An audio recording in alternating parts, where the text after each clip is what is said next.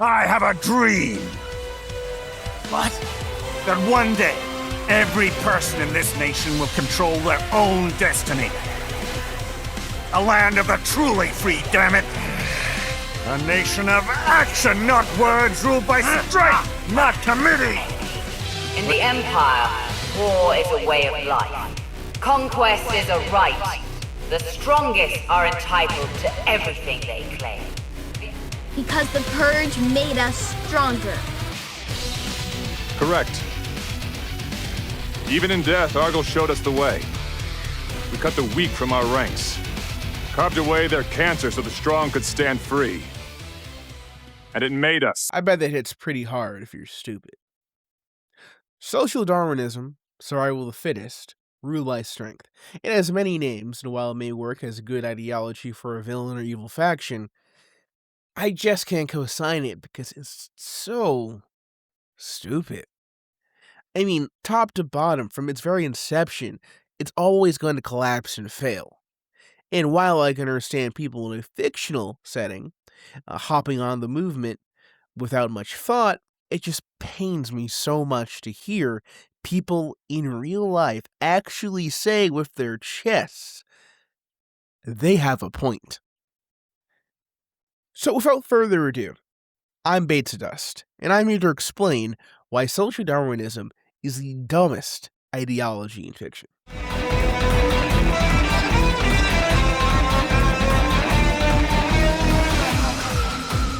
Now, what I'm describing here is not just your run-of-the-mill evil empire, expansionist military, or fascist dictatorship.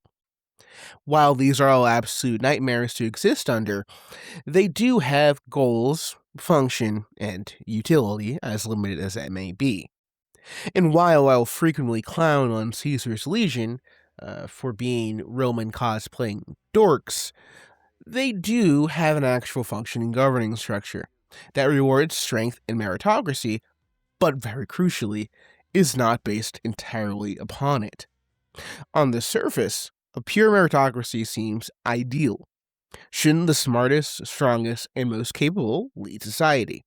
But it's not really given to those who are the most capable or intelligent, but instead leadership is given based on how many plates you can bench at once. And anyone who can't hit 2 plates should A, be killed and turned into fertilizer, or B, become a slave in the Empire. And I have to say, in my humble opinion, a society that's objectively terrible to live under. Human civilizations have functioned and thrived for thousands of years on the idea that different people with different roles work together. The earliest societies were hunter-gatherer, but your average social Darwinist freakazoid wants to make a hunter-hunter.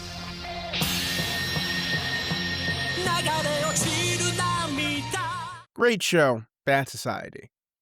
And while an army of highly trained killers can help you expand territory and win wars, what about all the other roles? You know what's more valuable to a mighty nation than elite warriors? Farmers, engineers, doctors. What's the Ouch's healthcare plan looking like?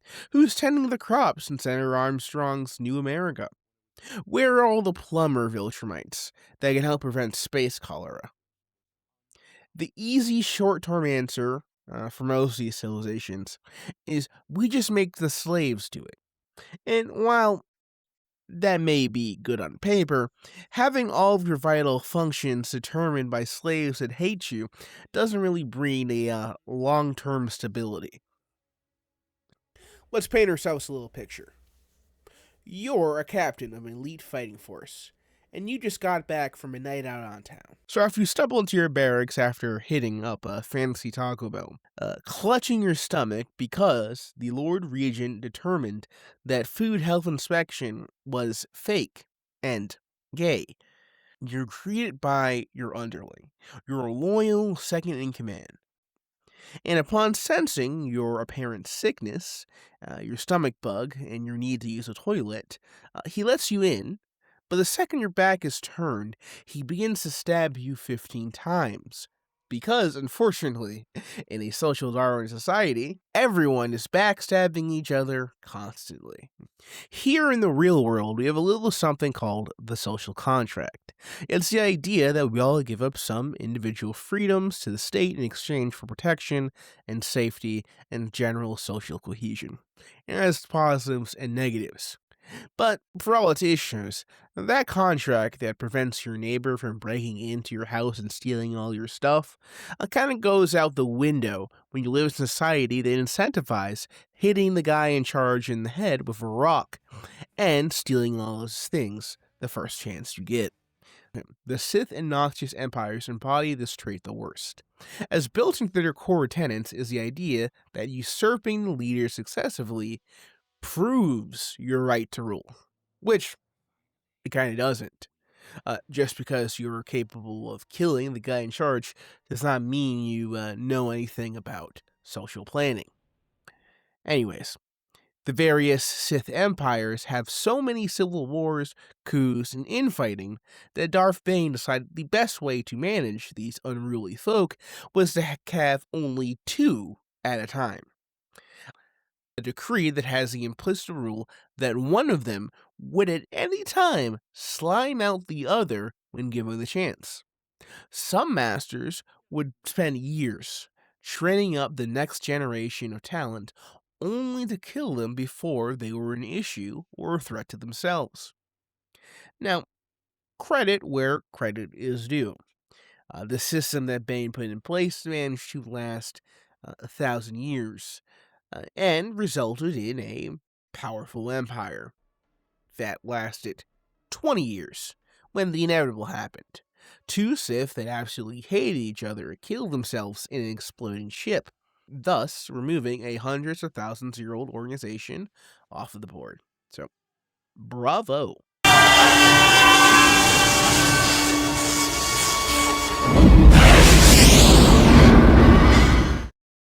Okay, Noxus from League of Legends manages their backstabbing a little bit better, as power is a little more spread out, and the current top 2 have insane observation and spycraft, and all sorts of anti-betrayal magic on their side. But this too is bound to fail. The guy leading your unit stops looking like a leader, but instead like a meal ticket, and every single other person in your unit feels this way. You might have some issues. In any great civilization, the youth are the future, and educating the next generation is crucial to the ongoing prosperity. Unfortunately for social Darwinists, you're kinda lucky to live past age 12, because they love to snuff out future potential. It's bad enough that having a sick day might get you slimed out as an adult. It's even more inconceivable that it would get you killed as a baby. Unfortunately, killing weak or disabled babies is a dark historical practice. It was done then, but even more stupid in a world that has magic or future technology to help support the growth of young children. It's really, really hard to gauge a child's potential as a warrior or kind of anything else when they are really young. Because humans and human-like creatures have the ability to grow, learn, change, evolve. And you kind of snuff all of that out right away when you decide, oh, well, you're not worth it because you messed up once. I think there's no better example of this than pre-Scourge Viltrum. Viltrum had Nolan ready to take out a 10-year-old for failing a pop quiz. And the craziest part about this is, Viltrumites can live upwards of 10,000 years. Yet, they were ready to stake this child's life on the ability to recall a factoid. That is crazy. That is insane. People fail all the time. That is kind of how you learn and grow. And when you create a culture where you cannot fail, well, then you cannot try. There's no reason to attempt to innovate or make something new, because if you fail, Well, right away. The Yautja also appear to have the practice of culling the weak, or runts as they call them. Now, the fact they do this is mysterious, because the Yautja MO is to hunt underdeveloped species with laser cannons and rocket spears. So I'm not seeing why being short impacts a Yautja's ability to unfairly jump guys in the jungle.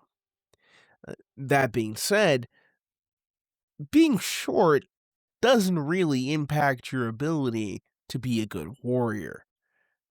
Famously, Alexander the Great conquered territory from Greece to India in the ancient world, and that guy was like 5'5". What I'm trying to get across is, being a short king doesn't have an incredible impact on your killing ability.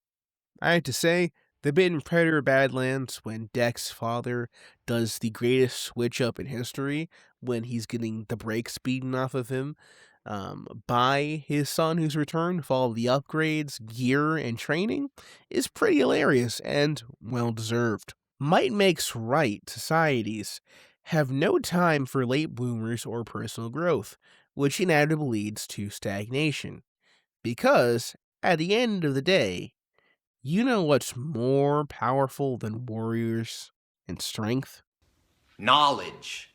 The real boring stuff like logistics, supply lines, and healthcare is what makes powerful militaries, not just killing intent. The blind worship of strength and power leads to two kinds of societies, and they both suck.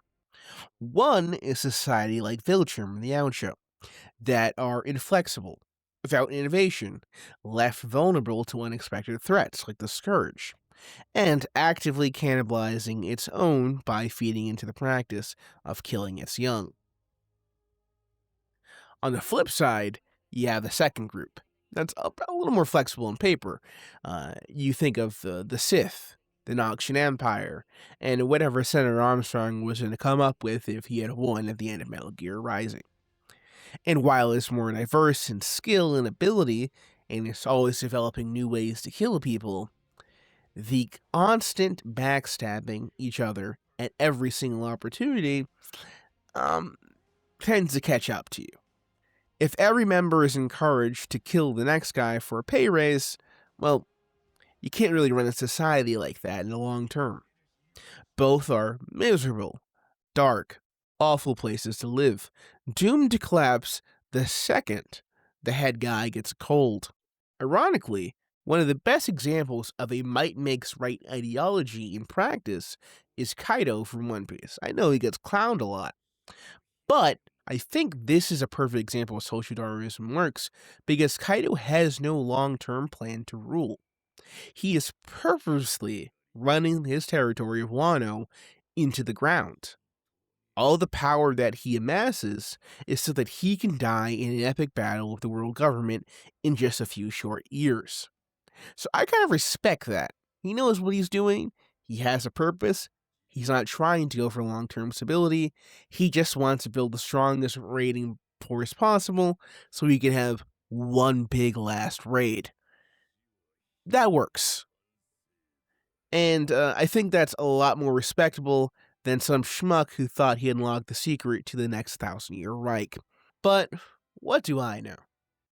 Definitely more than your average Yautja about social planning, that's for sure. Anyways, thanks for watching. If you enjoyed, please leave a like and subscribe, and leave a comment if you believe there was a dumber ideology than social Darwinism. Until next time, stay safe, don't get backstabbed. Peace.